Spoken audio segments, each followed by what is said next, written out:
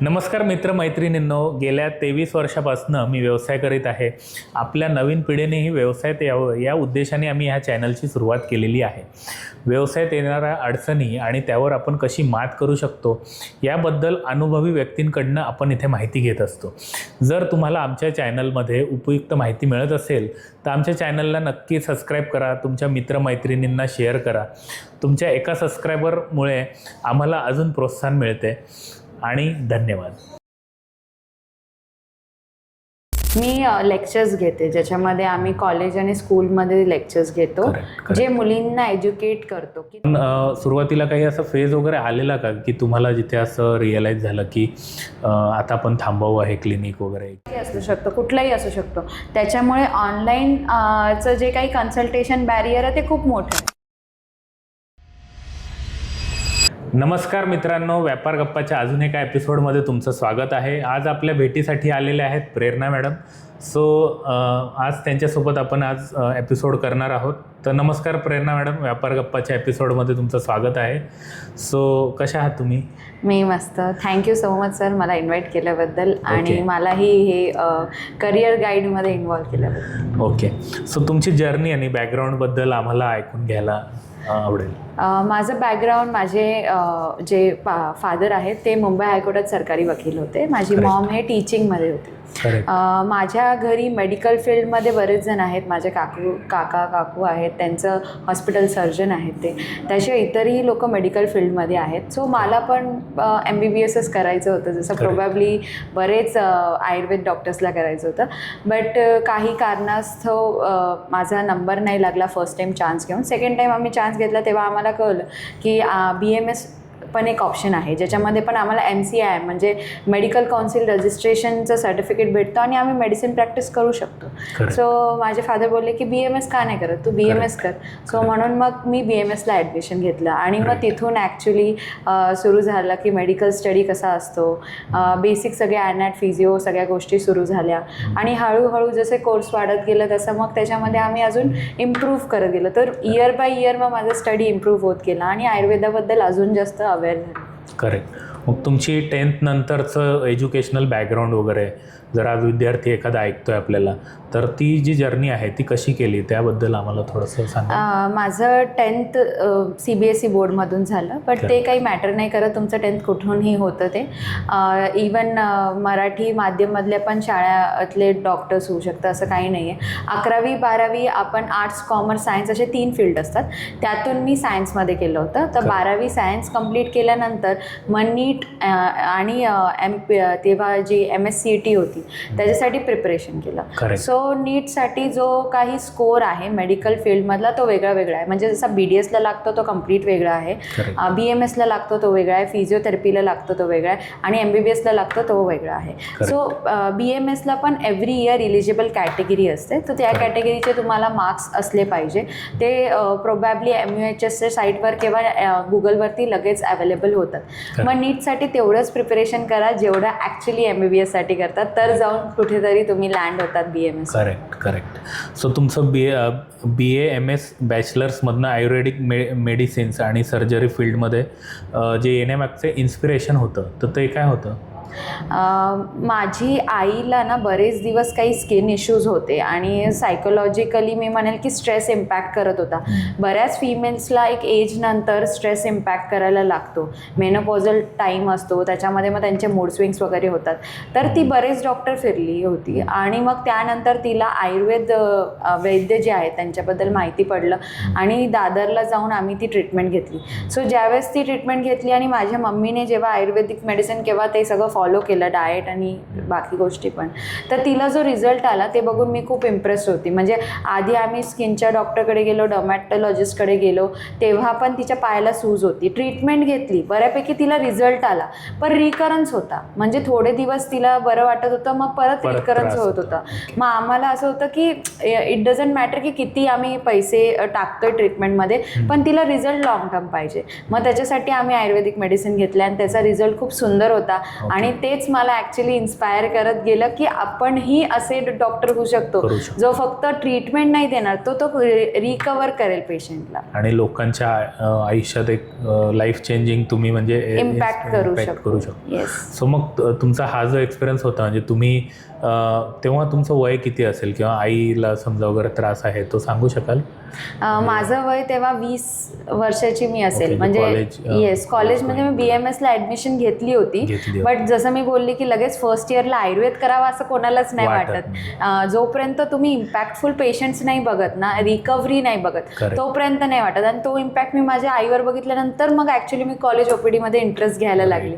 आणि मग तिथून मी डायबिटिक फूट म्हणा, गँग्रीन म्हणा, गायनॅकचे पेशंट्स बघितले. मग मला तिथं कळायला लागलं की आपण आयुर्वेदामध्ये जरी असलो, BMS जरी असलो तरी BMS मध्ये मल्टिपल फील्ड आहेत. आपण त्यातून एक स्किल उचलू शकतो की ए स्किल आपण शार्प करू शकतो. तर ज्यावेळेस थर्ड इयरला गेली, सेकंड इयरला तर फार्मॅक होतंच, पण फार्मॅकमध्ये आयुर्वेद मेडिसिन बनवणं हा एक मोठा चॅलेंज आहे आणि मार्केट पण तेवढंच आहे. चॅलेंजिंग जरी असलं तरी मार्केट पण त्याचं खूप स्ट्रॉंग आहे. थर्ड इयरला आम्हाला गायनॅक सब्जेक्ट आल्यानंतर मला कळलं की आपण गायनॅकमध्ये खूप चांगले, म्हणजे गायनॅक पेशंट मला प्रोबॅबली बघायलाही आवडतात. आणि ते जे काही आईच्या फेसवरची जी हॅपीनेस असते ना, तो जर्नी खूप स्मूथ व्हावा असं प्रत्येक आईची इच्छा असते. पण चॅलेंजेस खूप असतात. सो त्या चॅलेंजेसला मला वाटलं की मी चांगलं ट्रीट करू शकते. सो म्हणून मग मी गायनॅकमध्ये इंटरेस्ट घेतला, मग इनफर्टिलिटीमध्ये इंटरेस्ट घेतला. असं मी माझी जर्नी इम्प्रूव्ह करत गेली. मग सुरुवातीला तुमचं एज्युकेशन वगैरे BMS मधलं झालं, तर त्याच्यानंतर मग तुम्ही जॉब वगैरे केलात कुठे की मग डायरेक्ट क्लिनिक सुरुवात केली? नाही, ॲक्च्युली मला करायचं तर होतं डायरेक्ट क्लिनिकच सुरुवात, कारण की माझं पंचकर्माचे स्किल्स पण खूप छान होते. बट जसं बोलतो ना की फायनान्शियली मी स्वतःला कुठे हेल्प करू शकते ते मला कळत नव्हतं, किंवा नक्की पॅरेंट्सला मी किती पिच करू शकते माझी आयडिया. म्हणजे मी म्हणेल की जेव्हा आपण स्टुडंट असतो किंवा न्यू कमर असतो तेव्हा आपल्यासाठी इन्व्हेस्टर्स म्हणजे आपले पॅरेंट्स, पण पॅरेंट्सला नक्की आयडिया कशी पिच करायची हे मला कळत नव्हतं. सो मग मी विचार केला की ह्याच दृष्टीने आपण पुढे जाऊया. मग मी जसं सगळेजण RMO शिफ्ट करतात तसं मी पण बरेच कल्याण फोर्टिस म्हणा किंवा ममता हॉस्पिटल अशा बऱ्याच हॉस्पिटलमध्ये RMO शिफ्ट केलेली आहे. त्यानंतर मी माधवबागमध्ये पण जॉईन केलं होतं आणि माधवबागमध्ये पण 1 इयर मी पेशंट्स वगैरे हँडल केले. आणि आफ्टर जॉईनिंग माधवबाग मला वाटलं की येस, आपण याच्यामध्ये नक्कीच पंचकर्मच वगैरे मध्ये पण इन्कम सोर्स आहे, पण पेशंटला रिकव्हरी जास्त आहे. इन्कम सोर्स हा नंतरचा पार्ट आहे, पहिले तर मेन की रिकव्हरी आहे. आणि एक पेशंट रिकवर झाला की 2 पेशंट घेऊनच येतो. मग लग्न झाल्यावर मी हजबंडला म्हटलं की आपण एक सुरू करूया क्लिनिक. ऑनलाईन कन्सल्टेशन ऑलरेडी मी करत होती. म्हणजे जसं तुम्ही बोलले की पासआउट झाल्यानंतर काय, तर मी पासआउट झाल्यानंतर सगळ्यात पहिले माझी ऑनलाईन कन्सल्टिंग चालू केली. आणि ऑनलाईन व्हिजिबिलिटी ही सगळ्यात इम्पॉर्टंट आहे आजच्या डॉक्टरसाठी. म्हणजे तुमचा ब्रँड हा तुम्हीच आहात अशी गोष्ट आहे. सो मी ऑनलाईन ते चालू केलेलं होतं आणि फक्त आम्ही ऑनलाईनवरून ऑफलाईन स्विच झालो. सो ऑफलाईन प्लस ऑनलाईन हे दोघी माझ्या क्लिनिकमध्ये मग अवेलेबिलिटी होते. करेक्ट. मग तुम्ही जे पंचकर्माचं जे रिहॅब सेंटर सुरू करताना ह्याला सुरुवातीला तुम्हाला काय चॅलेंजेस आलेले किंवा? पहिली गोष्ट तर कल्याण केव्हा ठाणेपर्यंत आपण गेलो, ठाण्याच्या पुढे तर आहेतच, पण आयुर्वेद आणि फिजिओथेरपी हे दोघी एक सोबत नाहीच आहेत. बिकॉज हे सेंटर्स एक सोबत काम नाही करत. दोघांची ट्रीटमेंट प्रोटोकॉल सिमिलर्स असण्यापेक्षा आपण म्हणू शकतो ॲडव्हान्समध्ये फिजिओथेरपी जातं आणि एशियनमध्ये आयुर्वेद जातं. पण त्या दोघांचं कॉम्बिनेशन हे खूप छान आहे आणि त्याचे रिझल्ट पण खूप छान आहेत. मला चॅलेंज हे आलं की मला माहिती होतं की मी पूर्ण ट्रीटमेंट पेशंटला देऊ शकते, आयुर्वेद पण देऊ शकते, फिजिओथेरपी पण देऊ शकते, पण पेशंटला ते काउन्सिल करणं हा मोठा पार्ट होता. जर तुमचं कम्युनिकेशन स्किल इथं लॅक करत असेल तर तुमचा पेशंट कन्सल्टिंगला रेडी नाही होत. त्याचबरोबर जर तुम्ही पेशंटला एज्युकेट नाही करू शकले तर मग तुमचा पेशंट लॅक होतो. सो हा सगळ्यात मोठा चॅलेंज आहे. दुसरा चॅलेंज हे होता की एक वेगळं सेंटर आहे, आयुर्वेद आणि फिजिओ आहे असं सेंटर असल्यामुळे लोक येताना पण विचार करायचे. तर पहिले 20 दिवस मला पेशंट नव्हते फ्रँकली स्पीकिंग. मग मी म्हटलं ऑनलाईनवर तर चालूच आहे, पण हे ऑफलाईन टाकून आपल्याला उपयोग करायचा, पेशंट नाही आला. सो आम्ही आमच्या सोसायटीमध्ये कॅम्प्स घ्यायला सुरू केले, तिथं अवेअरनेस लेक्चर्स घेतले. सो जसे जसे अवेअरनेस लेक्चर्स घेत गेली तिथून मग लोकांना कळायला लागलं की नक्की इथं काय होतं आणि मग पेशंट यायला लागले. आणि मी असं म्हणेल की माझ्या पहिल्या महिन्यात माझ्याकडे 3 पेशंट होते, पण मला एक म्हणजे तुमचा प्रॉफिट निघतो का लॉस निघण्यापेक्षा माझे ते 3 पेशंट बरे झाल्याने त्यांनी मला जे रेफरन्स दिले ते खूप इम्पॉर्टंट. करेक्ट आहे. आणि सुरुवातीला तोच पार्ट असतो की तुमचा रेफरन्स खूप छान राहणं, त्यांना रिझल्ट येणं. डॉक्टर कुठलीही फील्ड, आयुर्वेदिक असो किंवा ह्याच्यात, त्यांना रिझल्ट्स येणं हे महत्त्वाचं असतं. करेक्ट आहे. सो मग ह्याला सुरुवातीला क्लिनिकसाठी तुमची इन्व्हेस्टमेंट वगैरे पार्ट किती होता किंवा? मी पण सगळ्यांना मी नेहमीच सांगते की क्लिनिक टाकण्यासाठी, म्हणजे जेवढे फ्रेंड्स पण विचारतात सांगते, क्लिनिक टाकण्यासाठी कधीच लोन नका घेऊ. करेक्ट. तुम्ही जी काही पहिले जॉब करत होते त्याच्यातून जर तुम्ही काही सेव्ह केलं असेल तर नक्कीच ती सेव्हिंग्स यूज करा आणि मग तुम्ही क्लिनिक टाका. सो क्लिनिकला प्रोबॅबली मी इंटेरियर नाही केलं. मला क्लिनिक जशी जागा भेटली मी फक्त तिथं पार्टिशन टाकलं. जे इनिशियल्स आहेत म्हणजे पेशंट बेड झाला, डॉक्टर्स कन्सल्टेशन टेबल खुर्च्या झाल्या, त्यानंतर पंचकर्मा बेड झाला, ट्रॅक्शन टेबल झालं, जे फिजिओथेरपीचे इम्पॉर्टंट मशीन्स आहे मी फक्त ह्यामध्ये इन्व्हेस्ट केलं. त्यामुळे जिथे लोकांना तो इन्व्हेस्टमेंट 20पर्यंत जातो तो इन्व्हेस्टमेंट मला हार्डली 10पर्यंत पडला. सो त्या 20 lakhs बोलताय तुम्ही? येस, 20 lakhs तो मला 10 lakhच्या आतच पडला with everything, with the deposit and everything. म्हणून मग मला ते पॉसिबल झालं. जर इन्व्हेस्टमेंट मोठी असेल तर ग्रोथ नाही आले ना तर तुम्ही बॅकअप करतात. मी अशी चुकी नाही केली, मी इन्व्हेस्टमेंटच स्मॉल ठेवली आणि जसं जसं ग्रोथ येत गेलं मग तसं तसं आम्ही चेंजेस केले. मग तुम्हाला जी सुरुवातीची इन्व्हेस्टमेंट वगैरे करताना जास्त इन्व्हेस्टमेंट करू नको वगैरे, हा सल्ला तुम्हाला भेटला कुठून का तुम्ही स्वतःच म्हणजे त्यात विचार केला? नाही, हा सल्ला ॲक्च्युली आम्ही दोघी पार्टनर्स आहोत, मी आणि माझे हस्बंड. ते न्यूरो फिजिओथेरपिस्ट आहेत आणि त्यांना 11 इयर्सचा एक्सपिरियन्स आहे. 11 वर्षात त्यांनी खूप काही अनुभव घेतलेला आहे about everything, about patients and even business. So त्यांनी मला सांगितलं की आपण तुम्हाला मिनिमल सांग, तुला काय गरजेचं आहे, सो तिथून आपण सुरुवात करू. म्हणजे असं होईल ना की खूप ॲडव्हान्स. मग मी काय केलं की मला पंचकर्मा बेडमध्येच मी गायनेकचा बेड पण बसवला. म्हणजे तो तशी चेंजेस करून घेतले बनवताना. जिथं 2 बेडची गरज आहे तिथं माझं एका बेडवरती होतंय. आणि सेंटर वाढल्यावर ऑब्व्हियसली तुम्ही बेड्स वाढू शकता. नक्कीच. आणि तुम्ही जे लोकेशन आहे तुम्ही जिथे सेटअप केलेलं आहात तुमच्या क्लिनिकचा वगैरे, सो ह्याच्यात लोकेशन आणि सेटअप त्यात कुठल्या महत्त्वाच्या गोष्टी म्हणजे बघायच्या असतात किंवा एखादं आपण क्लिनिक सुरुवात करतो पंचकर्माचं वगैरे, सो ह्याचं लोकेशन तुम्ही असं काही ठराविक इथे, मग त्याच्या मागचं तुम्ही काय होतं त्याचं बघायला गेलं तर पंचकर्मासाठी लोकेशनपेक्षा पण इम्पॉर्टंट आहे की जागा. जर जागा नसेल आणि लोकेशन जरी असेल तरी तुम्ही तिथं पंचकर्मा एवढ्या स्मूथली चालू शकत नाही. पेशंट्स तेवढे कम्फर्टेबल नाही राहत. त्यामुळे लोकेशन मॅटर करतं. ते असं असलं पाहिजे की जे रस्त्यावरून विजिबल आहे. त्याचबरोबर आजची विजिबिलिटी तर मी बोलेल सोशल मीडियावर जास्त आहे. म्हणजे एखादी गोष्ट कोपऱ्यात जरी असेल आणि ती जर सोशल मीडियावर खूप ॲक्टिव्ह असेल तर लोक कोपऱ्यात जाऊन पण ते करतात. सो त्याच्यामध्ये लोकेशन खूप मॅटर नाही करत, तुमचा एरिया खूप जास्त मॅटर करतो. आणि विजिबिलिटी मॅटर करते की तुमची किती विजिबिलिटी आहे, म्हणजे किती अवेअरनेस तुम्ही लोकांमध्ये टाकतायत अबाउट तुमच्या ट्रीटमेंटबद्दल असू दे किंवा तुमच्या बिझनेसबद्दल. हे खूप इम्पॉर्टंट असतं. करेक्ट. आता सुरुवातीला तुम्ही जसं सांगितलं की तुम्हाला पहिल्या महिन्यात 3च पेशंट वगैरे होते, मग तुम्ही सोसायटी कॅम्पमध्ये जाऊन अवेअरनेस वगैरे करायचं. मग तुम्हाला त्याच्यानंतर पण काही चॅलेंज आले का, किंवा मग त्याच्यासाठी अजून जर पेशंट्स वगैरे कमी होते, सो मग त्याच्यासाठी तुम्ही अजून काय चॅलेंजेस फेस केले किंवा त्याच्यासाठी अजून तुम्ही काय काय केलं म्हणजे आपले पेशंट्स वाढावेत ह्यासाठी ऑनलाईन सोडून अजून काही केलेत का प्रयत्न? मी लेक्चर्स घेते ज्याच्यामध्ये आम्ही कॉलेज आणि स्कूलमध्ये लेक्चर्स घेतो. जे मुलींना एज्युकेट करतो की नक्की तुम्हाला इश्यूज काय आहे. कारण की मी जसं बोलली माझी गायनॅकची ओपीडी आहे. सो अबाउट गायनॅक मी मुलींना एज्युकेट करते, फिमेल्सला एज्युकेट करते. त्याचबरोबर आम्ही बरेच सोशल मीडिया म्हणजे बरेच सोशल ॲक्टिव्हिटीज करतो.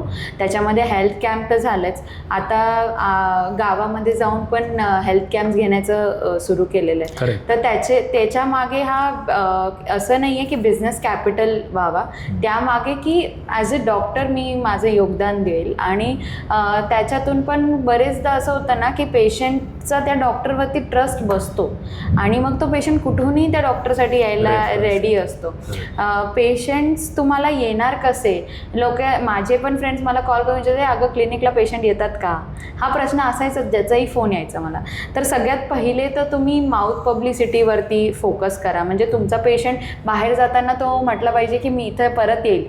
आजारी आहे म्हणून नाही, मॅडमला सांगायला की मी बरा झालो, सगळ्यात महत्त्वाचं ते आहे. दुसरं गोष्ट म्हणजे की जेवढे जास्त तुम्ही मी जसं बोलते लेक्चर्स घेते, सो तुमचं टॉपिक नक्की काय आहे, तुम्ही नक्की कशात स्किल्ड आहात, त्याच्यामध्ये तुम्ही जाऊन लेक्चर्स घेऊ शकतात किंवा सोशल मीडियावर एज्युकेट करू शकतात.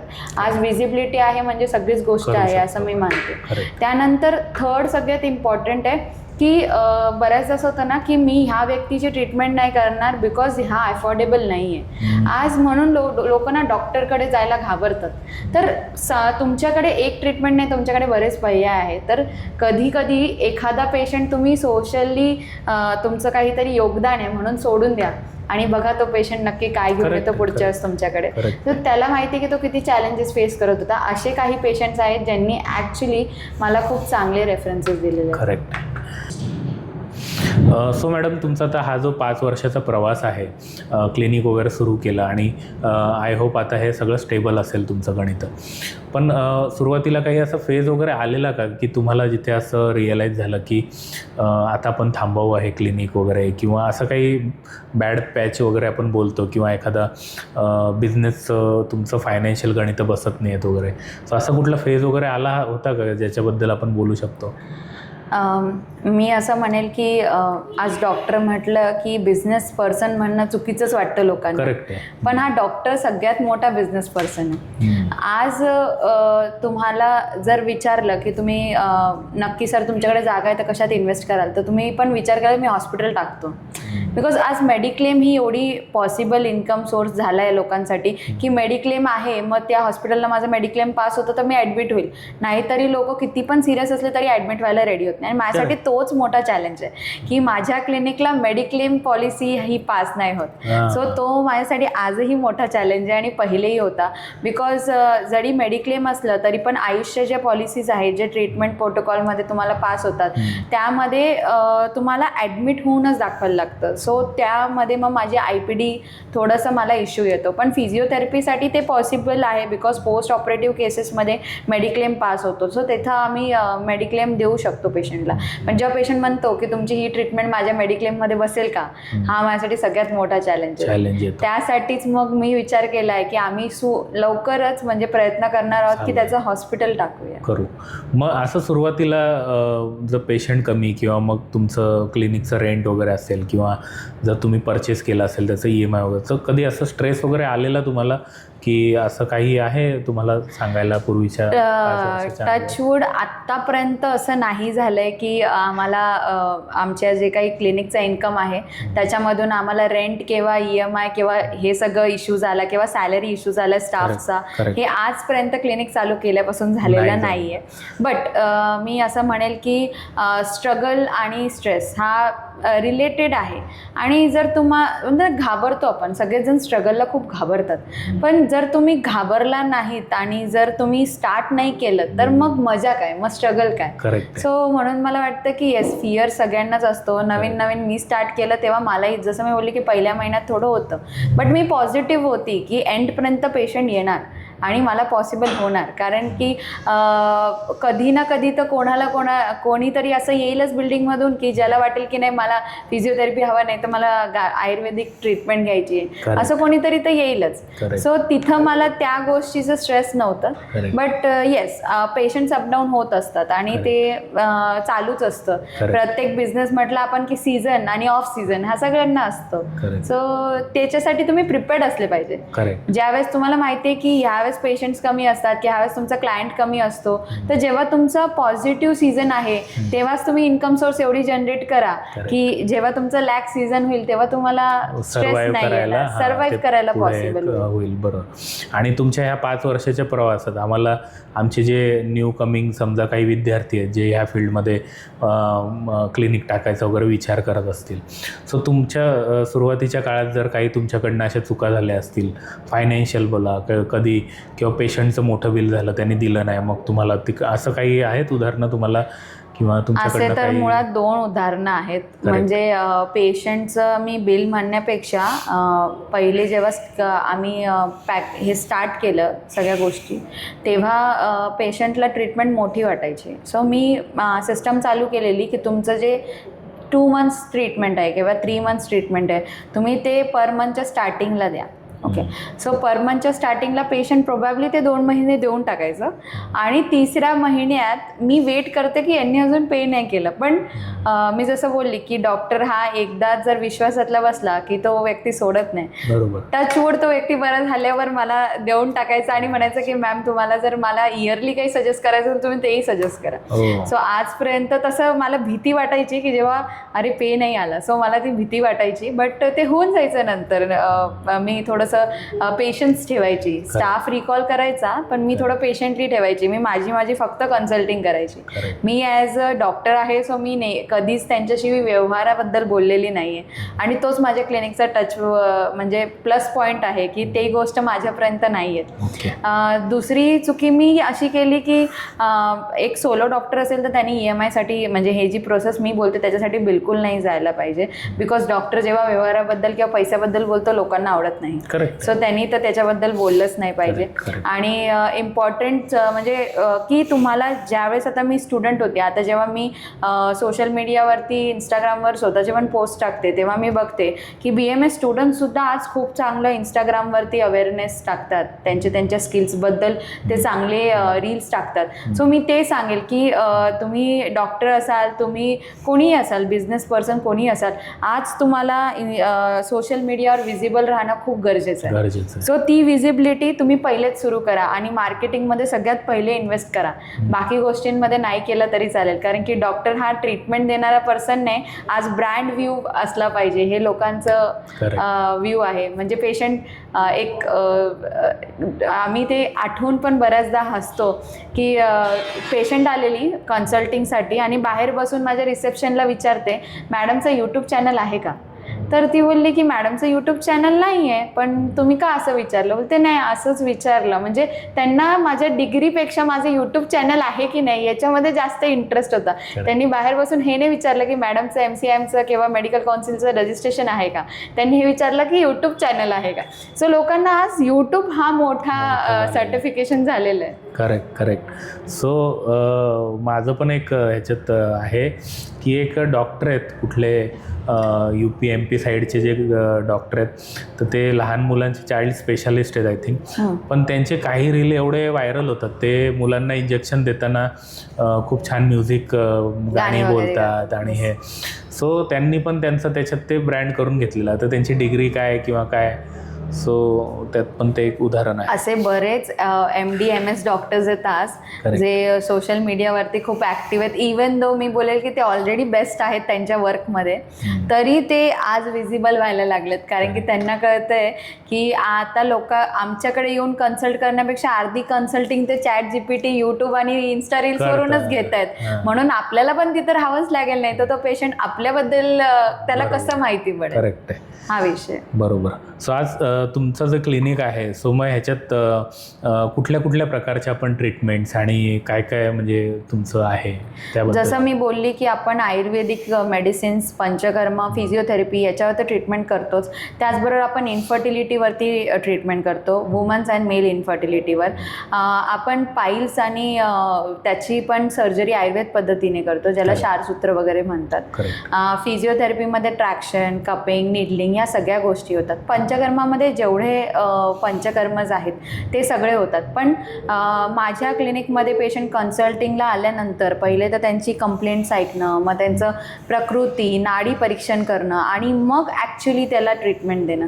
सो जसा लाईन ऑफ प्रोटोकॉल आयुर्वेद काय चिकित्सेमध्ये लिहिलेला आहे तसा प्रोटोकॉल मी फॉलो करते. सो त्यामुळे पेशंटला नक्की त्याचं जे काही डिसीज आहे त्याच्याबद्दल तो चांगला एज्युकेट होतो की नक्की मला काय करायचं आहे आणि काय नाही करायचं आहे. म्हणजे माझे काही पेशंट्स असे आहेत की ज्यांचे आई वडील गावी राहतात, इथं त्यांचा पंचकर्माशी काही संबंध नाही आहे, पण ते जेव्हाही त्यांचे आई वडील इकडे येतात ते घेऊन येतात. कारण की त्यांना माहिती आहे की एकदा जर डॉक्टर प्रेरणाने समजवलं की हे करायचं नाही तर ते नाही करणार, पण आम्ही घरी किती डोकं फोडलं तरी पण ते गोष्टी करणारच आहे.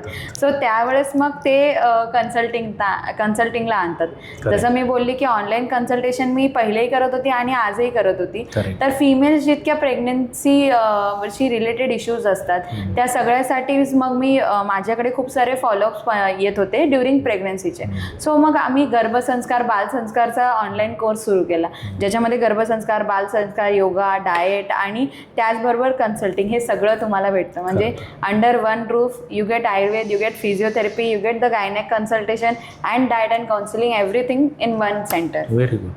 सो मग आता तुमचा जो सुरुवातीचा काळ होता, पहिले 6 महिने किंवा आता 5 वर्ष झालेलं आहे, सो मग ह्याच्यात तुमची जी काही पेशंटची ग्रोथ वगैरे झालेली आहे तर ती रेफरन्स थ्रू झाली, सोशल मीडिया थ्रू झाली किंवा अजून काही कारण होतं तुम्ही जे काय, सो ह्याबद्दल काय सांगाल तुम्ही?